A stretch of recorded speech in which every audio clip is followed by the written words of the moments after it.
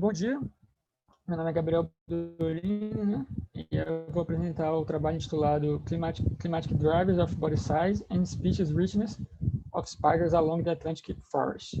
O trabalho foi feito por mim, né? Por outros colaboradores, como o Adalberto Sanz, a Márcia Oliveira Tomás, o Felipe Silva, o Berajaro Oliveira, o Antônio Brescovitch, o Leonardo Carvalho e meu orientador, Thiago Gonçalves Souza. Bem, eu sou um aluno de mestrado do Programa de Etnobiologia e Conservação da Natureza da Universidade Federal Rural de Pernambuco.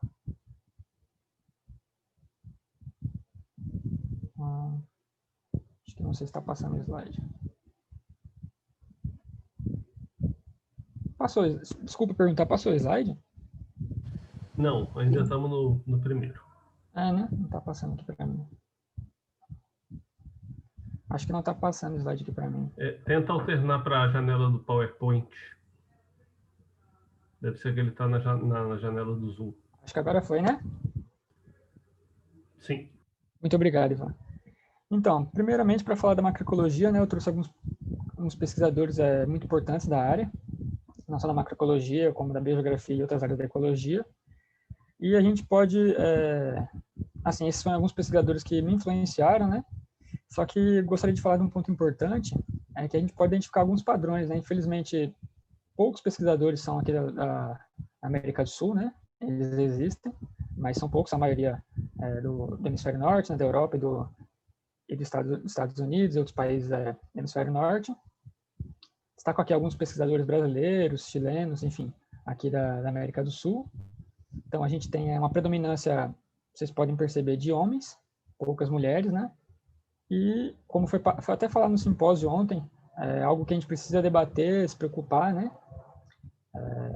Porque existem poucas mulheres, assim, na frente desses estudos, né? É algo que precisa ser estudado, precisa ser melhorado, né? Além disso, pode notar também a baixa presença, a ausência, na verdade, quase, né? De pessoas negras. Então, é um outro ponto a ser discutido, né? No meio da pesquisa. Imagina, então, mulheres negras, né? Há um déficit muito grande, né, de pesquisadores assim, então a gente precisa debater e agir sobre esse assunto, né? Bem, para falar um pouco mais do meu trabalho, alguns drivers climáticos são importantes na distribuição das espécies, né? Por exemplo, para anfíbios, tanto temperatura como precipitação são importantes na distribuição da riqueza dessas espécies. E esses drivers climáticos também são importantes na distribuição do tamanho corporal das espécies, não só da riqueza. Aqui eu apresento dois dados um de anfíbios e outro de mamíferos, né? Onde esses drivers climáticos são importantes.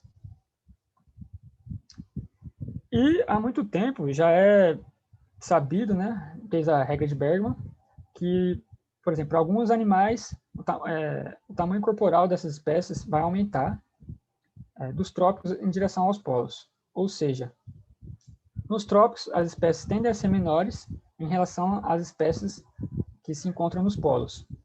E isso é bem estabelecido para indivíduos endotérmicos, mas para ectotérmicos ainda há controvérsias, a gente encontra padrões diferentes, né? Como até, por exemplo, a inversão da regra de Bergman. Também existe um gradiente latitudinal de riqueza de espécies, né? Que aí o número de riqueza de espécies vai aumentar dos polos em direção aos trópicos, ou seja, o inverso, né? Então a gente vai ter uma maior riqueza de espécies nos trópicos do planeta. E bem, só que apesar da latitude ser reconhecida, né, de a gente reconhecer esses padrões pela latitude, ela pode ser pouco informativa, né? Porque é um conceito quase que assim abstrato. Então, talvez sejam necessários, né, analisar quais fatores que vão influenciar realmente tanto na distribuição da riqueza das espécies quanto na distribuição do tamanho corporal, como, por exemplo, fatores climáticos, especialmente para ectotérmicos, onde a gente não encontra um padrão tão claro, né? Então, o objetivo do nosso estudo foi investigar, né, como os fatores climáticos influenciam tanto a diversidade taxonômica quanto funcional de aranhas na Mata Atlântica brasileira. E nossa primeira hipótese é que tanto temperatura quanto precipitação vão afetar a distribuição do tamanho corporal das espécies. Nós esperamos que ambientes com baixa temperatura e alta precipitação vão favorecer o aumento do tamanho corporal, ou seja, as maiores aranhas vão ocorrer em ambientes com baixa temperatura e alta precipitação. E nossa segunda hipótese é que a temperatura e a precipitação afetam a riqueza de aranhas. Nossa predição é que em temperaturas mais altas, em locais com temperaturas mais altas e também com alta precipitação, vão favorecer ambientes mais diversos, ou seja, que haja maior riqueza de aranhas. Para fazer isso, para testar essas predições, nós compilamos a base de dados, né, a base de dados que veio do professor Adalberto, de aranhas que ocorriam na Mata Atlântica, né? Essa base continha mais ou menos mais de 2.000 espécies, né, em 13 mil pontos. E após nós utilizarmos essa base que tinha a presença dessas aranhas na Mata Atlântica, nós fizemos um estudo de compilação de dados morfológicos, o tamanho corporal das espécies no World Spider Catalog. E aí nós obtivemos uma base de dados com 1.688 aranhas e o tamanho corporal dessas 1.688 espécies de aranhas, né, ao longo da Mata Atlântica. Bem, então, além disso, né, nós construímos 179 grids ao longo da Mata Atlântica, de aproximadamente 10.000 km². Então, as espécies estavam distribuídas dentro desses grids, né, nós fizemos ao longo da Mata Atlântica. Mas, para a gente coletar, por exemplo, tanto o tamanho...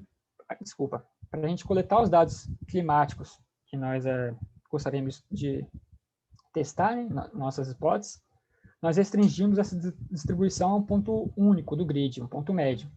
Então, nós coletamos da plataforma WorldClim, por exemplo, variáveis climáticas como média anual de temperatura, média anual de precipitação e dados sazonais, tanto de temperatura quanto da precipitação, para cada ponto dos nossos 179 grids.